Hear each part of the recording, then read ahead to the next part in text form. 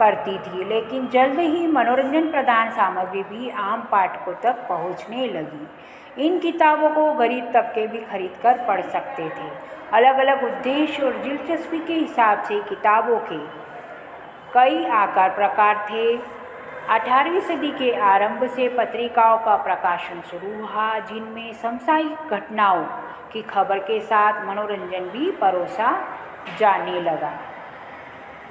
अखबार और पत्रों में युद्ध और व्यापार से जुड़ी जानकारी के अलावा दूसरे देशों की खबरें भी होती थी।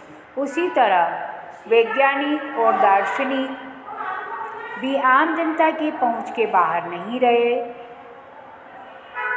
न्यूटन जैसे वैज्ञानिकों ने अपने आविष्कार प्रकाशित करने शुरू किए।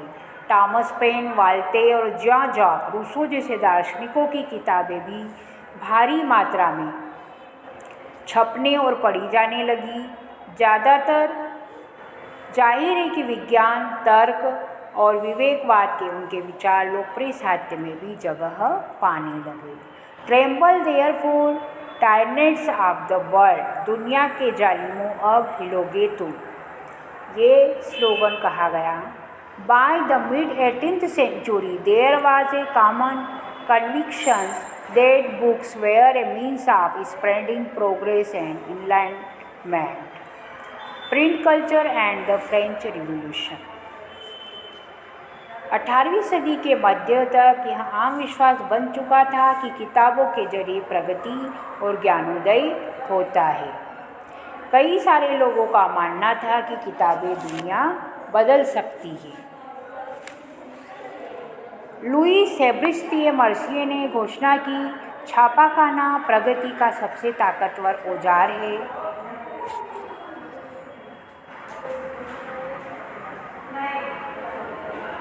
ज्ञानोदय को लाने और निरंकुशवाद के आधार को नष्ट करने में छापेखाने की भूमिका के बारे में आश्वस्त मर्सिये ने कहा, हे निरंकुशवादी शासकों, अब तुम्हारे कांपने का वक्त आ गया है। आभासी लेखक की कलम के जोर के आगे तुम हिल उठोगे। नेक्स्ट है print culture and the French revolution. Many historians have argued that print culture created the conditions within which French Revolution occurred. Three types of arguments have been usually put forward: मुद्रण संस्कृति और फ्रांसीसी क्रांति। कई इतिहासकारों का मानना है कि मुद्रण संस्कृति ने फ्रांसीसी क्रांति के लिए अनुकूल परिस्थितियां रची। मूलतः तीन तरह के तर्क देखने लायक है। पहला तर्क है, छपाई के चलते ज्ञानोदय के चिंतकों के विचारों का प्रसार हुआ।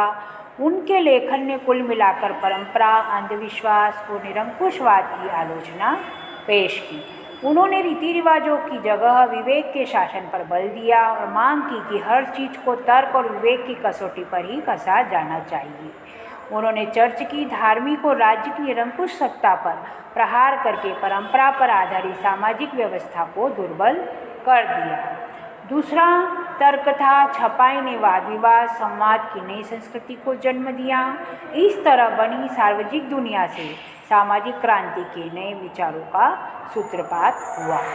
तीसरा तर्क था, 1780 के दशक तक राजशाही उसकी नैतिकता का मजाक उड़ाने वाले साहित्य का ढेर लगा चुका था। भूमिगत घूमने वाले इस साहित्य ने लोगों को राजतंत्र के खिलाफ पकड़ाया। इसमें तो कोई शक नहीं कि छपाई ने विचारों को फैलाने में मदद की। एक तरफ वे अगर रूसो और वाल्टेयर पढ़ रहे थे तो दूसरी तरफ चर्च और राज्य का प्रोपेगेंडा या प्रचार भी। वे कुछ विचारों को स्वीकारते थे तो कुछ को नकारते थे, फिर भी चीज़ों की अपने ढंग से व्याख्या भी करते थे। इस तरह मुद्रण ने उनके मानस को सीधे तौर पर भले नहीं रचा हो, पर इसने अलग अलग ढंग से सोचने की संभावनाएं जरूर खोली। There can be no doubt that print helps the spread of ideas. They read the people, they read the ideas of Voltaire and Rousseau. They were also exposed to monarchical and church propaganda. They accepted some ideas and rejected others. They interpreted things their own way. Print did not directly shape their minds, but it did open up the possibility of thinking differently.